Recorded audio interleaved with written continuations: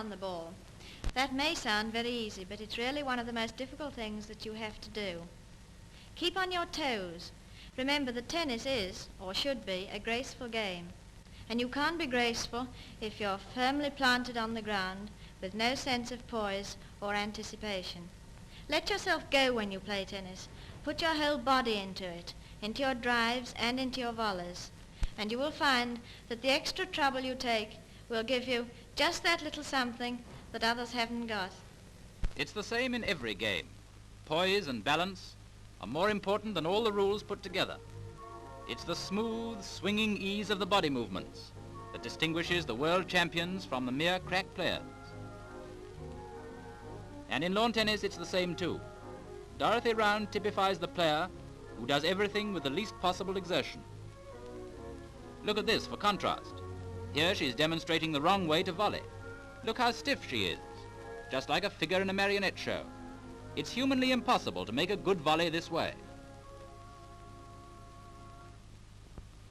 And here's the right way. The volley differs from the strokes we've dealt with so far in that it should be a short stab rather than a swing, like a stroke with a dagger. There simply isn't time to swing because speed is the whole essence of the volley. It's just to save time that you come up to the net, to get the ball back to your opponent that much quicker than if you stood on the baseline. To get the ball back so fast, in fact, that your opponent simply hasn't time to get into position for his stroke, and then to enable you to stow one away neatly out of his reach. And even if your first volley doesn't win the rally outright, it must improve your chances of winning the next stroke. Otherwise, there's no object in coming up to the net. No one has ever yet succeeded in playing defensive lawn tennis at the net. And here's the stroke in detail. The head of the racket only a short way back, and the ball taken well above the net, so that it can be hit downwards, with the spin that gives it the extra speed so difficult to deal with. Here's the wrong way on the backhand. Dorothy Round's face shows how painful to her is even this short demonstration. And here's the right way. All the rules of the forehand volley apply also to the backhand, with one extra one. The same one, in fact, that we stressed in backhand drive. You must get your body out of the way. You'll notice that Dorothy Round makes her backhand volley rather more of a swing than her forehand. But all the same, we suspect that just at the moment she's having more time for her stroke than she generally gets in match play. The head of the racket goes back, and here again the ball is taken at a point well above the net, so that it can be hit downwards and yet clear.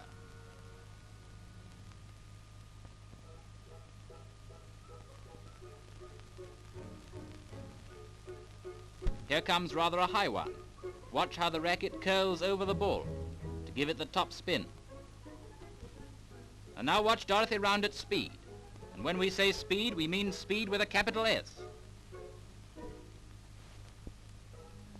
Watch her eyes, never off the ball, even for a fraction of a second.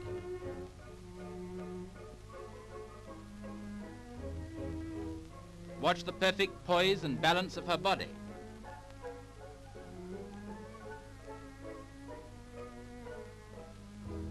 Watch the short, sharp strokes of the racket, with much less follow-through than for a drive. Watch the greased lightning speed of her footwork.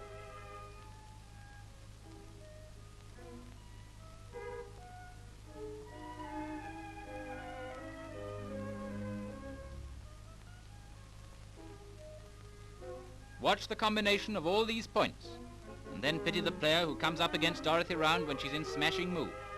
And here are some more slow-motion studies, taken from a low angle, to show how she always takes the ball well above the level of the top of the net, so that she can hit it down, without having to trouble to lift it first. And here comes the smash that finishes the rally. The smash is probably the most satisfying stroke of all lawn tennis. Its password is let yourself go. Its golden rule is confidence. It's almost exactly like the service, but there are two important differences. First, you can't decide exactly where the ball is going to be when you hit it, because you're not throwing it up yourself. And secondly, you don't have to worry about footfalls. For a real hard one, you don't need even to have both feet firmly on the ground. In this one, as you can see, only the toes of one foot are touching the court, because Dorothy Round has taken it in the middle of a run up to the net. But the balance is there, and if you were the other side of the net, you'd know that the speed is there too. Watch particularly how Dorothy Round throws her whole weight into the stroke. Body, arm and racket all combine to add their full force to the swing.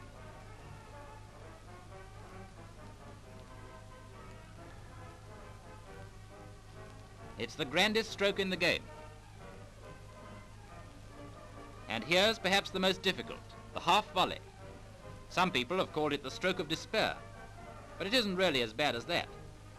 The chief points to remember are to make it a swing, just as if it were a fully fledged backhand or forehand drive, but always remembering that the ball is so low that you must lift it considerably if it's to clear the net at all.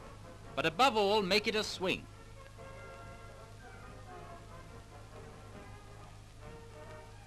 When you're volleying, always remember that your opponent may send over a lob. When that happens, some people just give it up, but not Dorothy Round. She's so fast on her feet that she can run back and drive it after it's bounced. Sometimes she can even smash it and turn it into a winner. And if it happens to be a short one, she can often volley and get back to the net before the next stroke. Here comes another deeper one. And she gets round it on the backhand. And now, just by the way, we're showing you a trick that even Dorothy Round didn't know she could do. And we certainly won't promise that you can learn it. Keep your eye on her. Hey, presto! And here she comes from the right of the picture. But even Dorothy Round can't do that trick without the help of our camera. More pictures of Dorothy Round in actual match play. They were taken at the Beckenham Tournament, which each year precedes the Wimbledon Championships. And they demonstrate above all the speed on the court that has put her into the high position she now holds.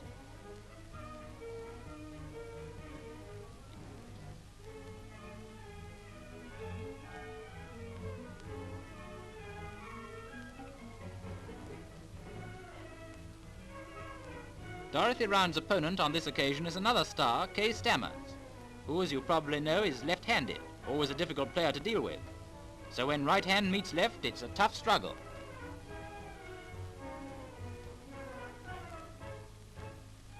And that's the end. Remember all that Dorothy Round has shown you, not forgetting, too, that even if you can't make the strokes in exactly the same way, the principles are the same for everyone, and must be learnt by everyone who wants to go ahead in this great game.